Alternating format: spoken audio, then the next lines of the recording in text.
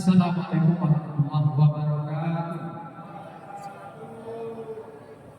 Alhamdulillahilladzi ja'ala Ramadan syahra siyamil mu'minin. Asyhadu an la ilaha illallah wa asyhadu anna Muhammadar Rasulullah. Allahumma shalli ala Muhammad wa ala ali Muhammad. Bapak Ketua Masjid, pimpinan cabang, pengkoron, Bapak Imam, beserta kaum muslimin dan kaum muslimat, ibu jamaah Masjid Taqwa Muhammadiyah sepusat yang berkata Allah. Tak intinya kita bersyukur kepada Allah pada malam yang kelima. InsyaAllah kita masih diberikan oleh Allah umur. Alhamdulillah. Tak intinya kita bersyukur kepada Allah.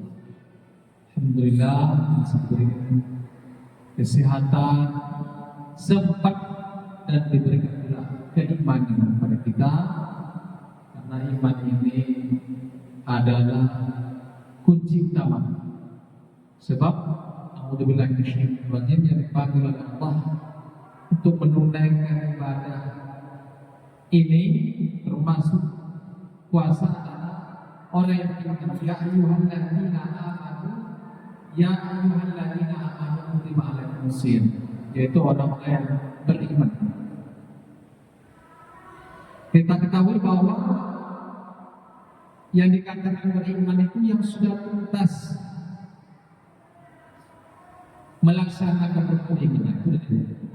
Al-imanu billah wal malaikah wa kutubihi wa rusulihi wa yaumil akhir dan qadar.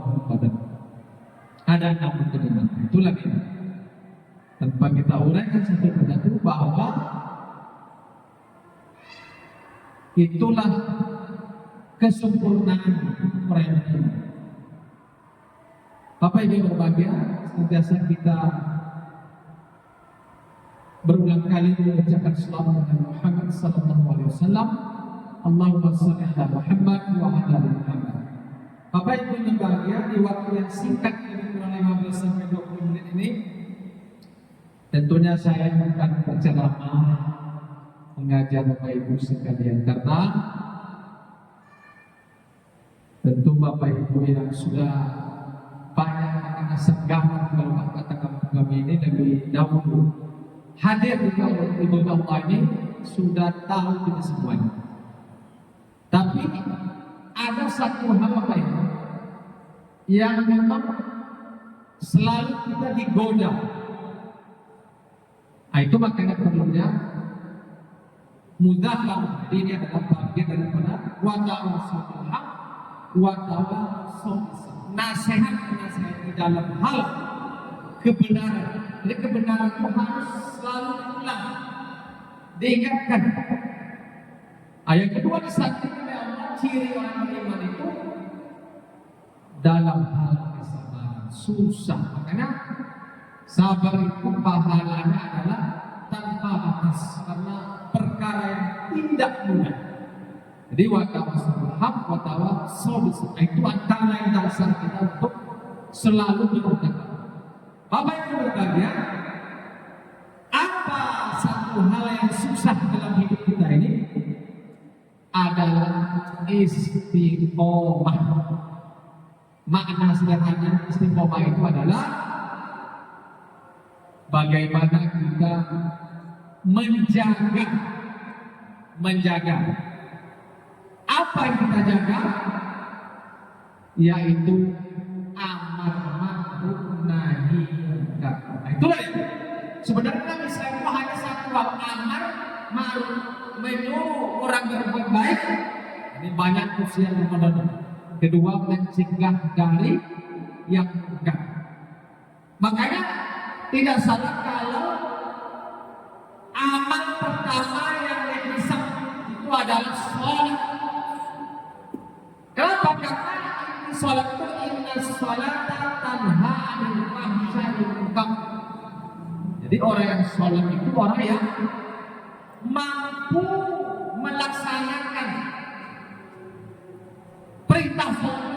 masih ada itu mencegah dari yang kan menyuruh daripada yang baru. Biasanya Bapak Ibu yang susah itu kan mencegah dari yang bukan. Suruh orang sholat, biasanya risikonya ringan. Suruh orang puasa ringan. Nah, tapi kalau sudah menyangkut jangan laksanakan maksiat, itu banyak biasanya tantangannya Pak ya. Banyak sekali tantangannya. Karena itu adalah suatu kebiasaan. Kebiasaan yang tidak baik, kita larang. Makanya biasanya banyak. Nah, sehingga dua hal tadi ditempatkan oleh Allah tidak main-main. Orang yang mampu melaksanakan yang baik dan mencegah dari yang munkar, kata Allah, untuk khairul ummah, sebaik-baik manusia. Jadi haji petang sebaik manusia. Bapak Ibu berapa yang kami maksud di waktu yang singkat ini?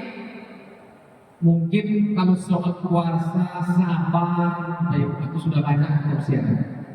Sekarang teori itu langsung kita lihat dalam praktek. Tapi kami yakin di masjid kita ini jamaahnya sudah mempraktikkan. Tapi tak apa-apa kita ulang. Apa buktinya? Karena masjid kita ini luar biasa megah. Ini semua adalah karena dermawannya kita semua. Bapak Ibu bahagia, biasanya di bulan puasa ini salah satu yang kita hisap diri kita adalah soal harta. Nah, jadi kami ingin membicarakan soal harta. Harta itu adalah barang kesayangan kita. Saking sayang kita, Bapak Ibu, Allah ungkapkan dalam Al-Quran lebih kurang 30 kali soal kaitan harta ini yang disebut dengan zakat. Lebih dari 30. Ya. Dan hampir rata-rata hampir 27 kali Allah dalam Al-Quran disandingkan zakat dengan salat. Aqimus shalah wa atuz zakat. Saking penting. Bicara soal harta, yang pertama ada perkara wajib dalam harta itu. Yang kedua baru perkara sunat. Makanya Allah katakan, Rasulullah katakan dalam Al-Quran, hasibu anfusakum, hisablah diri kamu. Nah, perkara wajib bagi harta ini disebut dengan zakat.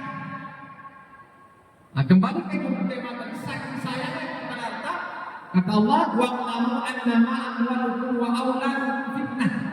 Ingatlah harta dan anak-anak akan menjadi ujian. Nah, jadi harta itu pertama ada kewajiban kita, meskipun hasil usaha kita, tapi yang menghasilkan Allah. Itulah disebut dengan zakat. Zakat disebut dengan sedekah wajib. Apa yang berbahagia? Mengeluarkan yang kita dapat bukan perkara mudah, apalagi sudah menumpuk. Bapak Ibu berbahagia.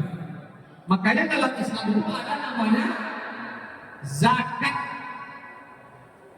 berdasarkan hasil panen, atau dikonversikan sekarang dengan zakat profesi. Kenapa? Karena kalau berdasarkan panen, ya katakanlah kalau kita bekerja sebagai karyawan kita ada gaji per bulan. Nah, kalau gaji per bulan ini, ya biar aman kita, buatlah perjanjian dengan pimpinan atau bendahara, 2,5% langsung dipotong atau langsung disepik. Kalau di Muhammadiyah ada namanya lazismu, masuk ke lembaga zakat, masuk ke Basnas, masuk ke UPZ, atau boleh saja kalau di rumah itu kita punya celengan. Jadi Bapak Ibu berbahagia, tentunya juga kalau kita berdagang berdasarkan keuntungan. di luar modal. Tapi sebaiknya kita keluarkan dalam keadaan bruto. Ya bruto itu tentu sudah dikeluarkan hutang. Ya kalau kita punya hutang itu setelah dibayar dapat dari untung untuk bersih ke rumah, bukan berarti untuk sebelum membayar kewajiban kita. Kenapa disebutkan untung sudah di rumah kita? Sebelum kita hitung-hitung bayar sekolah anak, untuk makan, untuk ini, kita keluarkan 2,5%. Jadi kalau kita dapat 1 bulan misalnya 5 dibayar, itu mah 2,5%. Karena kalau sudah sampai 1 tahun baru kita menghitung, berat, berat sekali. Jadi saya mungkin bekerja di kantor 1 bulan itu, insya Allah sudah tekan kontrak, Bapak Ibu, keluarkan sekitar 500 sampai 600 ribu setiap bulan.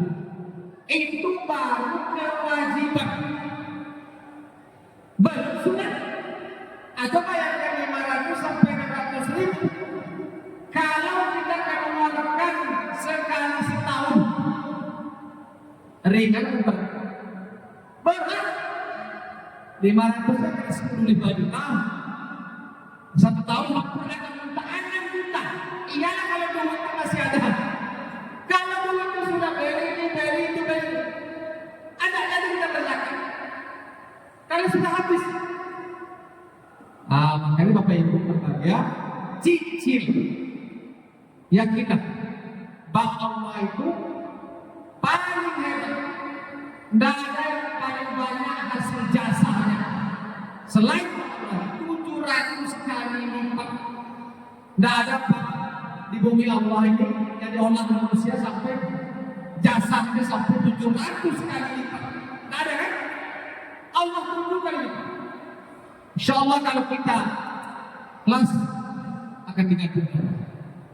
Kenapa saya bicarakan soal harta para ulama? Karena harta itu baru sangat kita sayangkan. Itu baru kewajiban. Belum lagi sudah. Karena dalam Islam itu yang pertama yang perkara yang harus kita laksanakan perkara yang wajib. Baru yang kedua sunnah muakkad, baru sunnah. Kadang-kadang Bapak Ibu, mungkin kita sudah banyak bersedekah, tapi lupa kita soal kewajiban kita atau yang disebut dengan zakat. Biarlah berlebih dan kurang untuk menjaga. Bapak Ibu berbayar. Kenapa zakat ini harus kita ambil? Jelas membersihkan. Kemudian saya nanti nggak perlu ke lembaga zakat. Kalau di Muhammadiyah ada Aziz di luar juga ada lembaga zakat atau Basnas. Saya akan langsung kasihkan kepada saudara karena benar. Memang dalam Al-Quran itu ya diutamakan mengasihi karib kerabat memang. Tapi Bapak Ibu dalam riwayat lain ada hal yang perlu kita jaga. Mungkin kalau sedekahnya bisa langsung. Kalau zakat memang bukan hak kita. Zakat itu betul-betul bukan hak kita, tapi hak orang lain yang punya, yang berhak menerima. Nah karena itu, kalau dikasihkan ke lembaga, yang pertama hikmahnya, insya Allah meminimalisir kesalahan atau ketepat sasaran. Kalau kita tak tepat sasaran, tidak jadi dia bernilai zakat kalau asal tidak tepat. Tapi kalau ke lembaga, mereka sudah profesional. Yang berhak dengan ini, itu si kasih.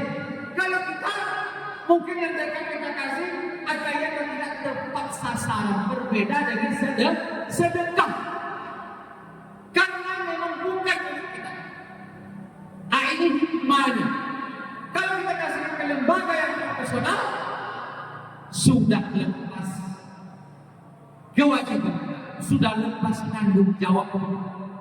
Nah karena itu Bapak Ibu berbahagia, kalau yang zakat alangkah baiknya dilepas. Kalau sedekah silahkan. Yang terakhir, Bapak Ibu berbahagia, kita juga perlu menjaga perasaan mustahik. Zakat itu perlu menjaga perasaan. Kadang-kadang ada yang malu itu. Karena ini kan zakat. Bertanya nih sama kita, duit apa Bapak? Awak sok zakat. Aduh kadang-kadang segan.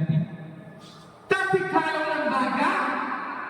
lembaga, ya bisa saja lembaga masjid kita atau lembaga yang kita buat, biasanya mereka sudah paham. Oh, memang mereka diminta untuk menerima, sehingga seketia dengan kita terjaga. Padahal yang kita kasih itu zakat, itu kewajiban kita dan bukan hak kita. Tapi karena yang kita kasih mungkin kenal dengan kita, ya pastilah dia merasa hutang budi sama kita kan Pak ya. Jadi ini harus kita jaga. Padahal tidak hak kita, tapi dia tetap akan berhutang budi. Makanya kalau lembaga dia tidak tahu dari mana sumbernya, akan dijaga. Inilah Bapak Ibu, hikmah yang terbaik. Tanpa hikmah perlunya kita mengeluarkan zakat dan mendistribusikannya secara profesional. Barangkali mungkin itu mudahkan kita pada malam ini, mudah-mudahan bermanfaat kita semua. Terima kasih atas perhatian. Subhanallah. Assalamualaikum warahmatullahi wabarakatuh.